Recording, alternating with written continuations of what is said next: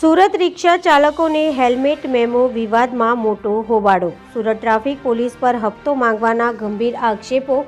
ધરણા પર બેઠેલા રિક્ષા ચાલકોએ સીધા આક્ષેપો કર્યા છે કે સનાબીલ 4 રસ્તા પાસે ફરજ બજાવતી ટ્રાફિક પોલીસ હેલ્મેટના બહાને તેમની પાસેથી ગેરકાયદેસર રીતે હપ્તો, બક્ષિસ, લાંચ માંગી રહી છે।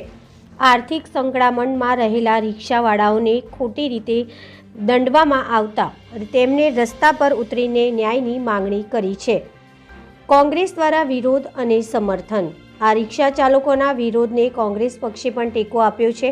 કોંગ્રેસના સ્થાનિક નેતાઓએ આ મામલે ટ્રાફિક પોલીસની કાર્યવાહી વખોડી કાઢી છે અને તત્કાલ ધોરણે આ પ્રકારની હેરાનગતિ બંધ કરવા માટે વહીવટી તંત્રને રજૂઆત કરી છે। કોંગ્રેસે આક્ષેપ કર્યા છે કે સામાન્ય માણસને હેરાન કરીને ભ્રષ્ટાચારને પ્રોત્સાહન આપવામાં આવી રહ્યું છે। આ સમગ્ર ઘટનાક્રમે શહેરમાં મોટો ચર્ચાનો વિષય બન્યો છે અને સોશિયલ મીડિયા પર પણ લોકોએ મોટી સંખ્યામાં આ ઘટના અંગે રસ દાખવ્યો છે। Reporter Hamid Mansuri, BN news Gujarati.